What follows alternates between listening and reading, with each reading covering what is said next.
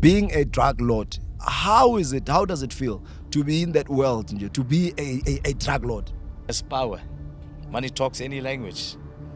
You know, there's no stopping what money can do. So how are we giving people hope, Chief? People are watching you at home and are saying, Kanti, we are here to die, so even if it's today, it's fine.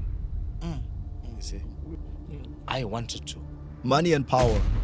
You're a real demon. You're going to lose. You can't fight an enemy you don't know about. Because you are terrorist, Chief. It all boils down to respect. You don't know where you are. Yeah. You don't sleep for 2 days, 3 days. You are floating. You're floating. Because I felt light. I felt, I've accomplished what I set out to do. After killing the person. After killing the person. Yeah. Your guys.